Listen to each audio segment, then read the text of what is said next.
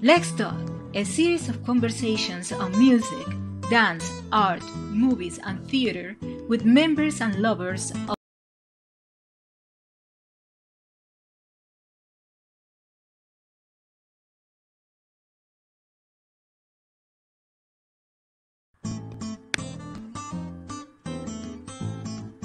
Let's Talk, a series of conversations on music, dance, art, movies, and theater with members and lovers of the Latino culture. Let's Talk es una serie de conversaciones sobre música, danza, arte, películas y teatro con miembros y amantes de la cultura latina. Our guest today in Let's Talk is a project management consultant who lived in Calgary since 2004.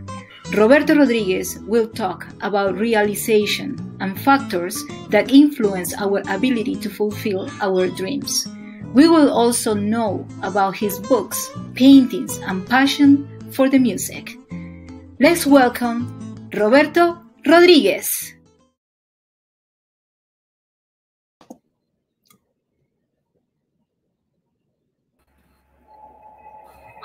Hola, hola chicos. Hi, how are you doing, Roberto? Welcome Good, to Let's good. Talk.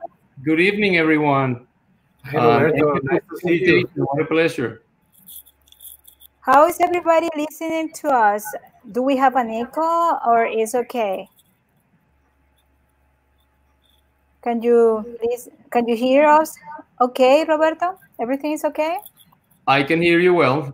Yes. What about me, Roberto? Not too much. Okay, Jorge, I can listen to you with some echo. Some echo? Yeah, no, it's perfect now. Okay, perfect. What do you think, Roberto? Can you listen well, my voice? I'm sorry, Jorge, what was your question? If you can listen clearly. Yes, I can hear you guys well. Thank you. Yes. Perfect. Definitely, yes. Perfect. It's great to see you, Roberto. I don't know when was the last time. Well, I remember that was in a party and you were singing. Today, Yes. for me, is something really great to talk to people about realization. So, Roberto, before to go to the topic, I would like to know, how are you adapting to the new situation with this isolation? Yes, a very unfortunate situation that has started and has modified the way we thought 2020 was going to be lived worldwide. Many people affected by it. Fortunately, none that I know of my family. Here in Calgary, we have been in isolation pretty much since March 1st. We made a short trip to Spain in February. And we were quite scared that at the beginning of the thing in Madrid, when they only had like 19 cases at the time in Spain. And as you can see, well, today is a different story. So for us, it's been something that has touched us considerably, and we have tried to make the best under the circumstances. We are at home, and we've been at home working from home. Yes. Yeah, that's exactly what we have been doing. Now, I think that people want to know, what is realization? Can you tell us? Yes. Well, in my view, realization is the fulfillment of dreams or desires that one can have in life. Now, for me, the important thing to think about is that realization is not something like the destined or the end of the trip that you plan to make. For me, is not a destination either. For me, is something that you have to live constantly. Realization can come in different forms, and we have to be able to identify the forms in which your own realization is coming about. And I think that's what's key for building a healthier life and a happier one. Okay. Yeah, Roberto, we know there are a lot of factors that are beyond our control. Like you started this conversation, this pandemic that we have now. Yeah. However, we know that our success depends on great degree of the things we do and the things we don't do. So, what are those factors that influence our ability to um, achieve our goals? Yes, Jorge, for like you said, there are always going to be external factors that affect your plans. Um, the important thing is to realize that things are changing and will change, and the ability to adapt to change is what's going to make a difference for you in succeeding and accomplishing your goals versus not. Obviously, there are things like a pandemic, like the one we're having right now. A pandemic is very difficult to have planned for, or even have, seen in your vision of what 2020 was going to look like, for example. However, it is indeed through the ability to manage change that you can cope with having to deal with it, because it's the reality of life that your life will continuously be exposed to changing environments. But Roberto, not everybody fulfills their dreams. Why is so difficult for some people and for others is so easy? I don't think it's easy for anybody to fulfill their dreams. If you think about it, dreams can come in different ways. It could be personal dreams. It could be professional dreams. It could be about having whatever a flexibility with money, or having some savings of a certain amount. It is not something that is easy achievable. What it is, the difference, in my opinion, is more about having the conviction to actually pursue your dream with enough discipline and desire to overcome whatever obstacles that come along the way and still be able to get there. Does that make sense? Of course. Yeah. Yeah, and there is another thing, Roberto. I heard a lot of people saying that they feel trapped, they want to go out. Some others feel they are bored. These are the good cases because there are serious problems in life. Yes. But regarding that feeling of feeling trapped, there are some other people that have too many ideas, too many things to do, that they still don't have time to do all the things they love. And I know that people that love art, they're busy now. They're writing songs, they're learning songs, they're dancing, they are doing different things. What about you? I know that you love singing. Yes, for sure. Music has always been attached to my heart.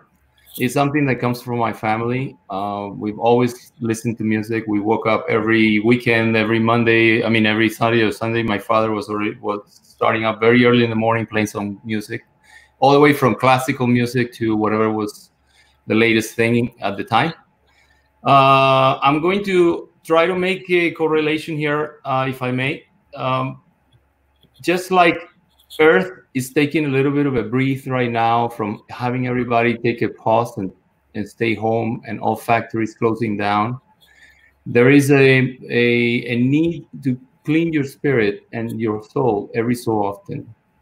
Because we live very busy lives, we don't necessarily have the time to do that.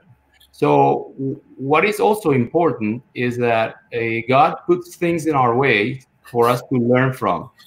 There is a huge learning behind this pandemic thing here that is happening with COVID-19. Among other things, to recognize and be humble and recognize our own vulnerabilities, and to recognize the importance of having good medical services, good doctors, the commitment of those people, and even the people that serve foods, and they are hard, they're working even harder than ever right now to put things together for people that are needing, really needing a lot of support. So I think that is very, very key that we make the best out of every opportunity that we have. So when you have several dreams that you want to pursue, certainly you have to be able to organize yourself, and you have to apply a certain degree of prioritizing so that you understand which one you're going to pursue first in case there is conflict. But no one said you cannot pursue several things at the same time. It is us who sometimes put the limits on ourselves for pursuing the different things that we want.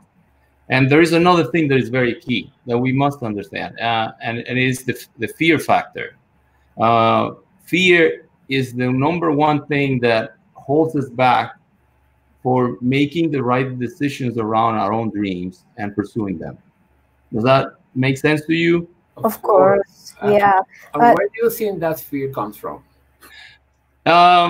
Well, it comes from many places, but many of them are related to society and the pressures of society and the ability to fit in. So I have started to write a series of short stories that I am using to support a program that I have in mind to teach project management concepts to younger generations, so that they don't have to wait until they graduate from a university and take a postgraduate school studies to be able to learn about project management. Because to me, life has been a beautiful project so far, and I like to think of it as that, and I like to try to bring the concepts to the younger generations. It means that I will be hopefully transferring those experiences that I already had when I was growing up, but I wasn't realizing that they were there. So in essence, it's taking the learnings that you potentially come through like in the old say, in the tribes and the Indians, they had the most knowledgeable wisdom people were the guys, the older people in the tribe.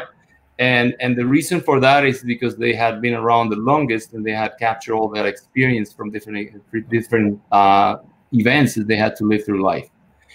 With this idea that I see here is the ability to transfer the information so that the younger generations can understand it and they can use it for their benefit to pursue their own dreams. Roberto, we know that you have different passions and hobbies. One of your passions is the painting. I know that you love, I can see that painting behind you, and you have several paintings in that room. Can you tell me when everything started, when you started feeling that you have these skills to paint? Sure. Mariela, the ability or the skills started to develop very early in my life. When I was a kid and we were watching cartoons like the Flintstones or a Speed Racer or one of those things, we finished watching the show and we started to color and paint the different actors that played in those cartoons, and because you had that you didn't have computers and you didn't have any way to actually have the figure in front of you while you were painting it. It was all out of memory. You pretty much had to develop the ability to capture something that was going on in front of you or that you had seen earlier, and to be able to put it in the form of a drawing. That's where it all started, and I think several of our family members have the same kind of passion, and I know at least one more brother that paints a lot, and several of my cousins have picked up the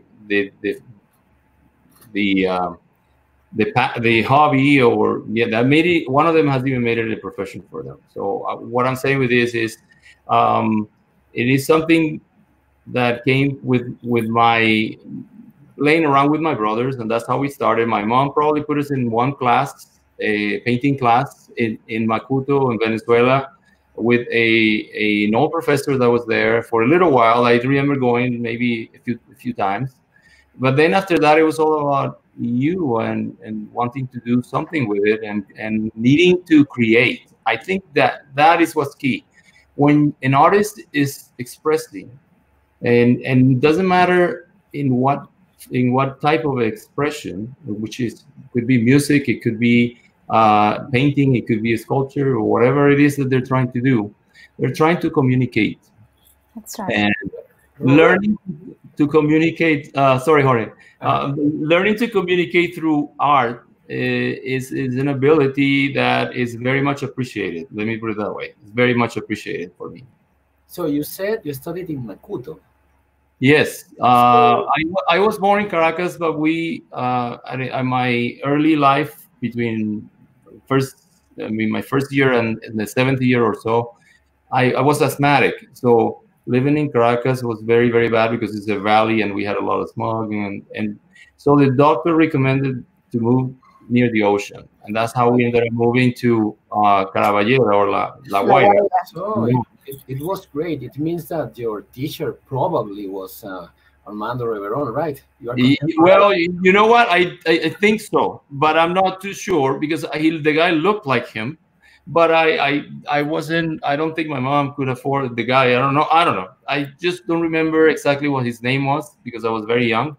But it was definitely a person that knew about painting and quite a bit. And that would have been, definitely an honor to have been trained by him. You are too young. You are too young to be. I was just like 7 or so or 8. I don't remember. Yeah, you are young, like Jorge said. But let me know, what are the most important things that you consider are the most important things that you have accomplished in life? Okay, like I said before, personal realization could have different hues, if I might put it that way, in a very philosophical way. So there are definitely academic triumphs. There are professional ones, and there are family-oriented ones. I'm gonna mention a few. My first surfboard. Okay, I was a kid from a low middle class family. My father definitely did not have the ability to buy me a surfboard, but I wanted to surf like everybody else in Caraballera. And so what I did, I was very good with math, and I started to tutor our neighbor's daughter so that I could gather enough funds to buy my own surfboard. And so I was only like 14 or 15 years old. And I remember the day that I went to Caracas to buy my brand new surfboard. That it was called the Rocketfish. And it was, so cool and so nice to come down back to Caraballera and use it for the first time when you know that it was something that you obtained through your own efforts. And I think that marked me a lot. And from there on, I kept on pursuing things. Like I said, I studied, but I wasn't a slave of the studies. But I was able to excel in all classes during my last 2 years of high school. So I did not present any final exams, for example. I used after I graduated from high school, I was 16.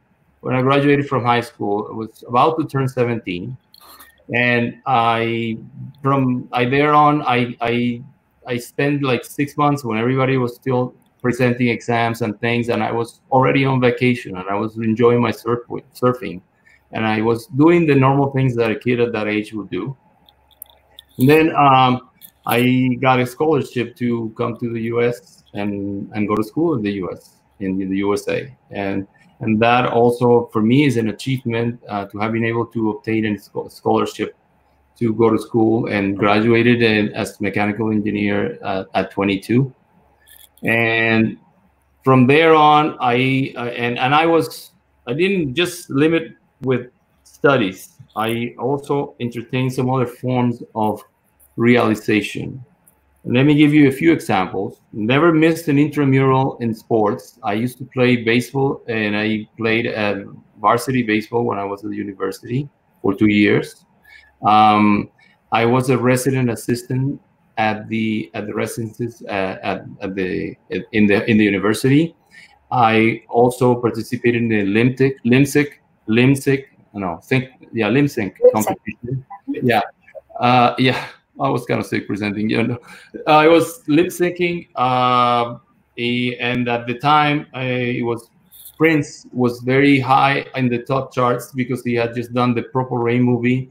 So I gathered a few people, and we actually did Prince and the Revolution, and I won I won the best male vocalist, and the group won the first place.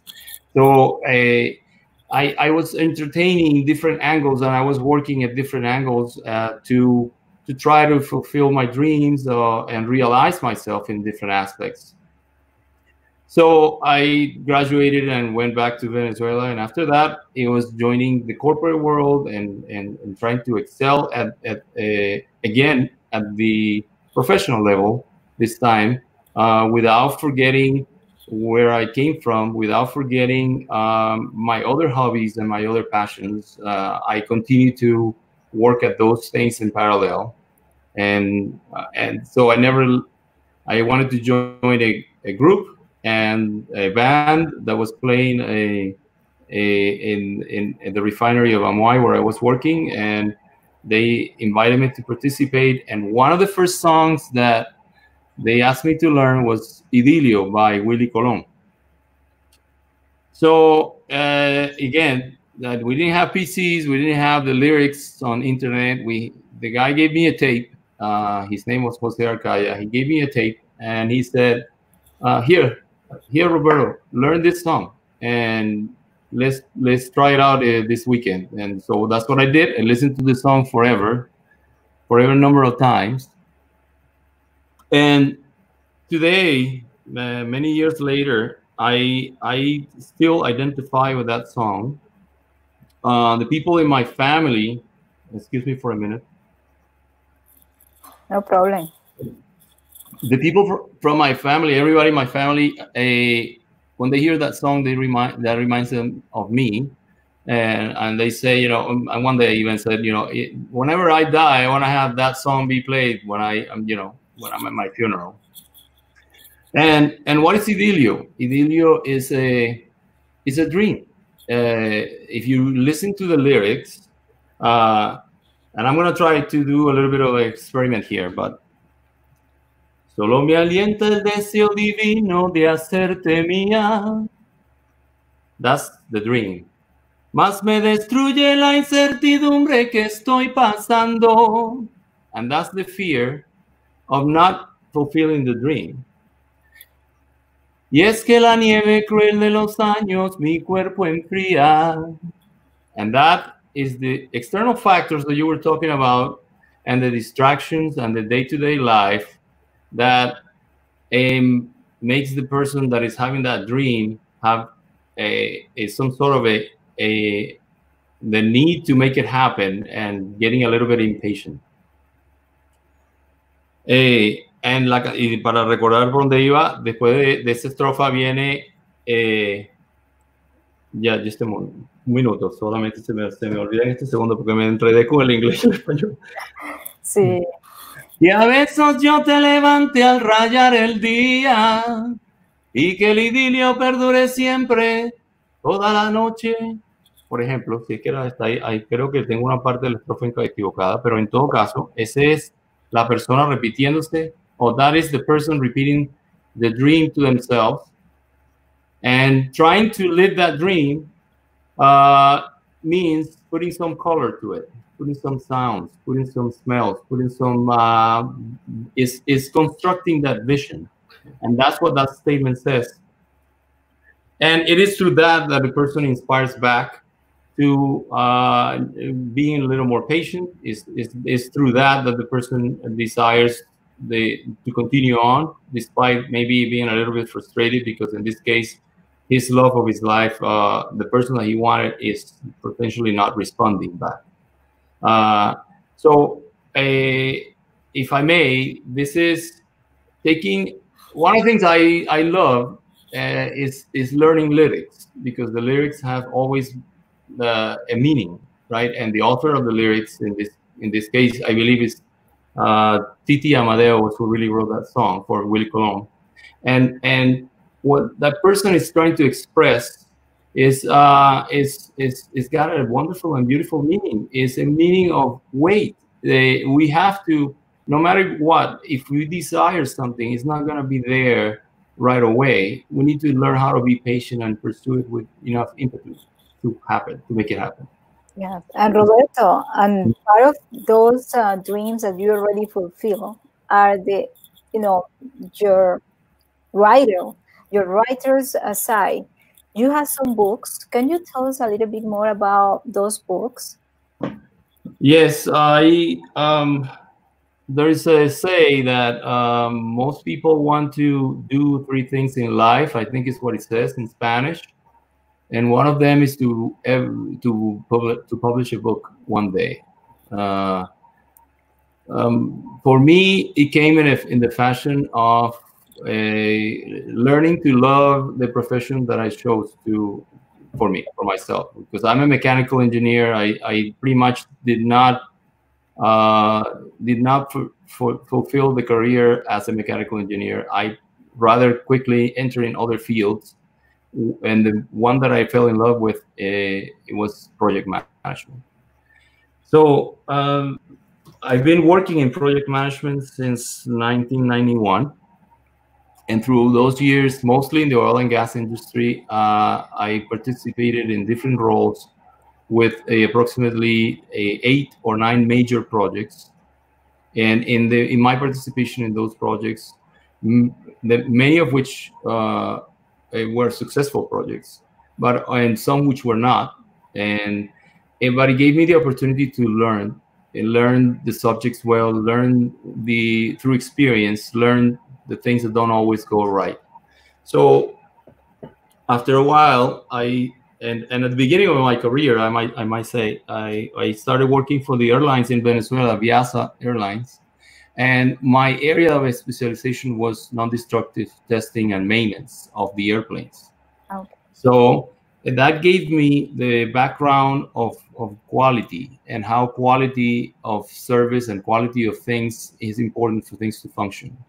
So again, like a passion, I kept the quality aspect, and I tied it together to project management, and that's how I was able to be very successful with project management. Project management is actually an art more than a science, and because we do things through people and with people, and learning to know how to work with people is very, very key. But after a while, and after doing some audits for different project organizations, I decided that it was time that I put things together, and that I wrote my own strategies and my own conclusions around what needs to be done to improve project performance. And that's when I came up with this book. And the book is titled "Why Is It That My Kite Won't Fly?" Because it attempts to show that if you consider flying a kite a project, and most projects are not doing well, only 1 out of 3 projects succeeds, then the majority of the flying kites that you would see, if every neighbor was taking a flying kite out, would be actually coming down. They would not be up there in the sky. And so why is it that my kite won't fly means, in reality, is why is it that my project's not doing well? That's the meaning of the title. And with it, I present a series of strategies and a series of I challenge the traditional methods, and I try to make or create awareness about the importance of touching several aspects that most project managers or some project managers seem to forget. One we already talked about, which is change. The other one we did not talk about is risk. And the third one is quality. And when you put the 3 of them together, is when you come to realize that those 3 are the very essential things for succeeding pretty much in everything that you do. And that's only one of the books that you wrote. Yes. So let's show some of the covers. The first one is the one you talk about first, and the second one is the book that you just showed to us. Now, can you tell us about this new series of books, Flying My Own Kite, that is aimed to young entrepreneurs? Yes, for sure, Mariela. This is the book that I wrote. Why is it that my kite won't fly? Is written for the project professional. Even though the average individual could read through it and it's got very easy reading, I am by no means a writer. I have I had a good teacher in who taught me well in the English language. I worked through Freeze and Press for this one, which is a company located in Vancouver. And my publisher and my editor, they had fun reading my book and going through the book and learning together with me how to make it read better. But the material here is explained in a fashion that is mostly for a professional a professional project manager or something like that. However, like I mentioned before, I have the desire, and I have discovered that project management is not really that tricky, and that's something that we do more than we think, and we just don't recognize it. And so what I want to do is create the awareness that project manager starts with our own lives. We can learn to be the best project managers if we only have the ability to identify certain things in life. And what I did with that is that I took all those stories that I have from my childhood and college years and high school years, and I started to write a series of short stories. That's the other two stories that you see there. The first one, Flying My Own Kite, talks about a project that where my father used to take us to the park when we were very young, and how we saw a flying kite one day, and he said, "You wanna build your own flying kite?" And this is something that is very common in Venezuela. People would build their own kites and go fly it, and so the story tells, the process that I went through to get the kites built and then to learn how to fly them. And I started with this short story because obviously the end result is to take us all the way through until I get to the point that I can actually, or we can actually read and work out of the book that I wrote in 2015. But because I'm communicating, or hopefully communicating, with younger generations, they don't necessarily have had that experience. Many people today, or many young kids today, they are more into other things, and especially electronics. So I picked the late 1960s, early 70s, or to start my story, because that's where my story was born. So I take the short stories and take people through what was going on at the time, and what are the things that we were doing at the time, and then who was having success. And then, so in my second book, I mentioned Pelé, for example, which was, as you know, the best, if considered one of the best, if not the best, soccer player of all times from Brazil. And how I mentioned a little bit about his realization. What were the success stories for him? How he ended up where he is, or what was different. What was the struggle, or what were the struggles that he went through to get to the point of being such a known figure, and so on. With that, what I pretend to do is take you for a ride through the early 70s in Latin America, because I don't believe it was any different in other countries than Venezuela. But take you for that ride and let you experience what it was like, and that has a double connection. It connects potentially, hopefully, the kids and the youngsters, or the adolescents of today, but it also connects with the parents of those kids and young adults who already lived similar things, who remember or were there or went to see Pelé play by, in Brazil or some other place, and who have the ability to connect with the message, but also with the story behind the message. Does that make sense? Yeah, the idea of connecting some interesting things, like flying a kite, talking about a soccer player, with technical aspects, like project management, is a great idea, because it refreshes the topic, and also says something else. As you said, project management is something that we do every day. That's And even when we plan to prepare a dinner for friends, or we are having a party, or renewing our basement, there are many examples where we have project management. And I have a question. I know that you can say you have learned something when you change your behavior. My question is, you before going to school and studying project management, you had that natural feeling or desire to be organized, planning things, or the education you got changed a lot the way you perform your everyday. For example, in my case, I learned things about engineering, chemical engineering, and every single day when I see around, I I make a connection with my career. When I turn on my car, I know what's going on in the engine. When I cook, I understand I cannot push more the temperature of water because once it's boiling, it's not going to a higher temperature. In your case, when you go around, when you are preparing, for example, for this interview or doing a party or whatever, you put in practice your project management skills. Okay, I think that for me anyway, we go through life and every day is a learning experience. If you go through an undergraduate engineering degree and you have to study a lot of subjects, for sure, Jorge, some of the stuff that you pick up during the school, well, you can actually utilize it later in different aspects of your life.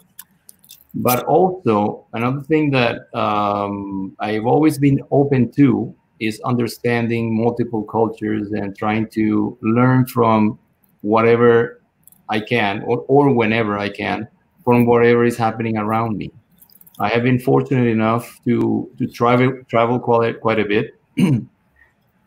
And in different countries, you see different people and you see different costumes and whatever.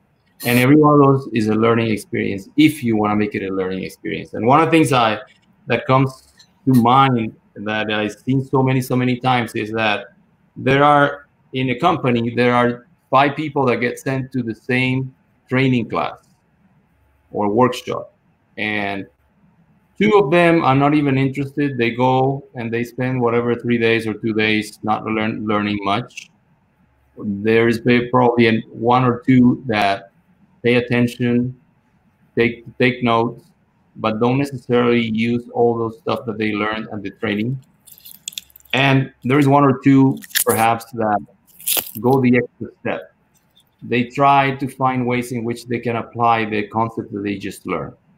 To me, if you if you use that constantly in everything that you're doing, you become like if technology, if I can make the analogy, you are like that person, that machine that is capturing data from everywhere, like a computer, and learning from it and making use of the data when it's necessary and when you want it or when you need it. And I think that's fundamental for making your life a learning experience as well. Because every day you wake up, you have to say, okay, today I need to learn something new. And Roberto, I'm not going to ask you how old are you, but do you consider? I don't have any problem. No, that's okay. You look very good, but do you consider you have fulfilled all your dreams? Are you fully realized? No one, I don't think, is ever fully realized. Number 1. Number 2, I'm 57, so I don't have a problem with saying my age. And people will probably deduce that from the stories and all that. I mean, I already mentioned enough. So, but in any case, what I feel is that if you think of realization as something that comes towards the end of your life, and nobody knows how long they're going to live, well, you might go before you actually realize. If you think of realization as something you definitely can accomplish almost weekly or daily or monthly, then you have lots of stories that you can look back and think of them as your steps in the huge ladder of life, and each one of them is one of those steps. So have I realized myself in many ways? Yes. I've had lots of opportunity to realize many of my goals. I have 3 wonderful daughters who I love a lot, and I've been able to succeed in many areas. I've been able to do my hobbies. I've been able to keep a fair amount of health and competitiveness in me, to force me to be active, to be to take care of my body, and so on. Yes, from that point of view, I think I've been successful. What I want to do with my speech is to try to motivate others who don't necessarily see that they can also do it. I want to motivate people to understand that it is all about you. You set yourself the goals that you want to pursue, and you set also the barriers that you want to see. And if you're able to eliminate those barriers, you can do pretty much anything you want. This is not my native language, as you know, and I know that there are people listening to us that don't necessarily speak English. So I'm not sure if part of the interview is going to be done in Spanish. I feel I owe it to them, but for me, I've been 27 years out of my lovely and beautiful country, Venezuela. 27 years I've been outside of Venezuela, and that's a different story that we can spend a whole hour talking about Venezuela, but that's not the point of this interview. What I want to talk is about the ability to adapt to change, as I mentioned before, and the ability to recognize that even if you don't necessarily have the support, you need to continue moving forward and you need to pursue your dreams. And I want to make my second connection here with music. This time is with a song that I learned a while back, because it's from 1970, and from an author that I believe is a true poet. And I'm talking about Cat Stevens, and the song is called Father and Son. And I'm just going to try to sing a little bit of it, so that so that I can tell you better than when I did it with Idilio, that I interrupted myself, so I don't want to lose track of what I'm saying here. But it's not time to make a change. Just sit down, take it easy. You're still young, that's your fault. There's so much you have to know. Find a girl, settle down. If you want, you can marry. Look at me, I am old, but I'm happy. I was once like you are now, and I know it is not easy to be calm when you found something going on. So take your time, think a lot, think of everything you've got. Well, you may still be here tomorrow, but your dreams may not. That's clearly a statement from a father who's not necessarily listening to the, I take it as a young 17 or to 20 years old son, who probably is telling the father that he wants to go, he wants to leave, he wants to pursue his dreams.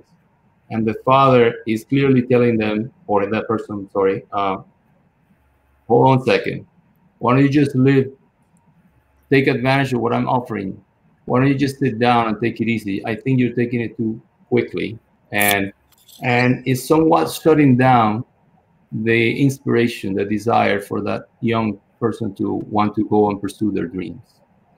And with this the important thing is to recognize that we as parents have a responsibility with our kids, for sure. But we also have the responsibility with ourselves to try not to take them in the same path that we were, and let them live their own and create their own path. So for me, you asked me, where am I today? Well, I'll tell you something. I think, again, you can take this moment. Fortunately, we're inside an environment where we can reflect a lot about what we are, why we are here in this world, and what we can leave behind.